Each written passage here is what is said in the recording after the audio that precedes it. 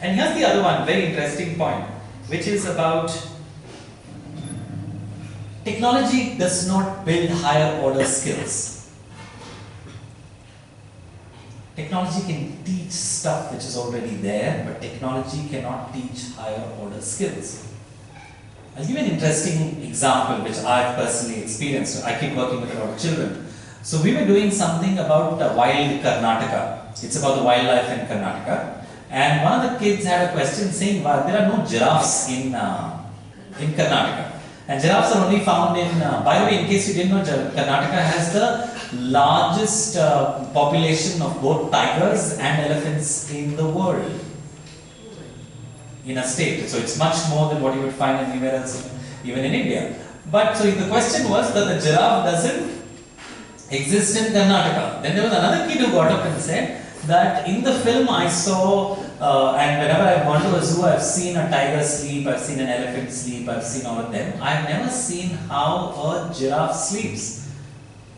So all animals fold their neck and sleep.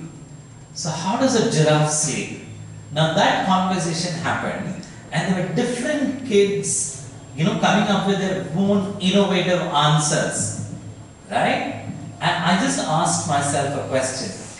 If at that moment the teacher picked up the Google and found the answer, she just killed that thinking in all the children.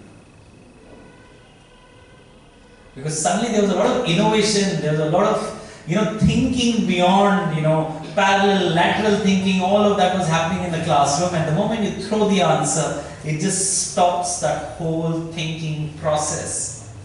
Remember, technology can throw information which already exists. It cannot synthesize, it cannot create new information. It can solve existing problems much faster, much better, much quicker, much cheaper. It can do all of that, but it can't solve a new problem. But once it's solved, it can do it faster. So higher order thinking. And higher order thinking and relationships are all related to the mind, not to the exams. So another challenge with technology will be, when you adapt technology, is you will not be able to nurture higher order thinking in children. The other thing that technology cannot do is an interaction between a teacher and a child.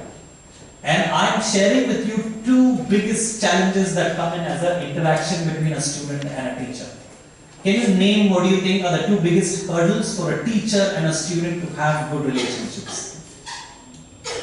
What do you think are the two big challenges? Fear. Fear of? The teacher. Fear of the teacher? Okay, the student's fear of the teacher. Okay, interesting. What else? Let me hear some more people at the back. What could be the hurdle between having a good relationship between a student and a teacher? Lack of sensitivity. Ego of a teacher. Ego of a teacher, fear of a child. Lack of sensitivity of the teacher towards it. Age gap. Age gap, lack of sensitivity of a teacher. Very interesting. What else? Time constraint. Time constraint. Effectiveness. In what, ma'am? Effectiveness of that personality. Okay, the teacher may not have the personality which is effective to build a relationship. Okay, interesting. So when we did research, a lot of these were reflected in different words and different forms. Two of them stood out. The first one was a teacher bias.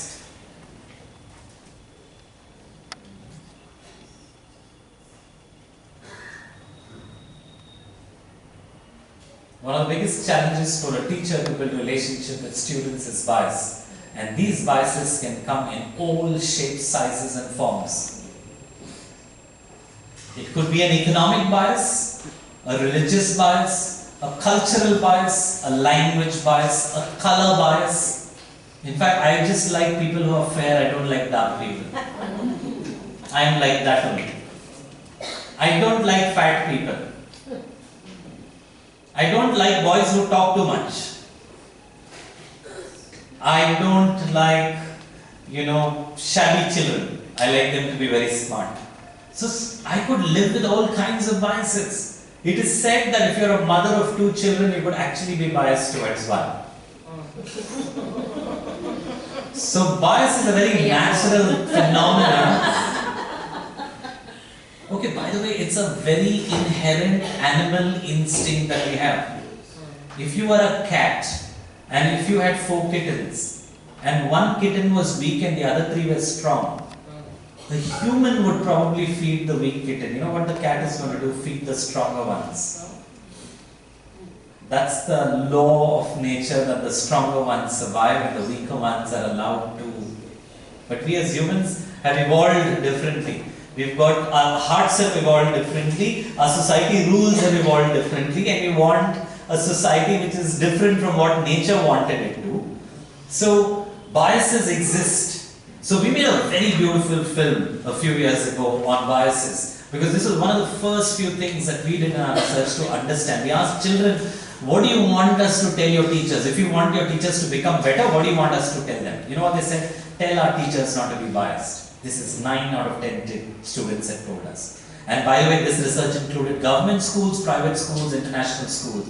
It included cities, big cities, small cities, children who were both in primary school as well as high school.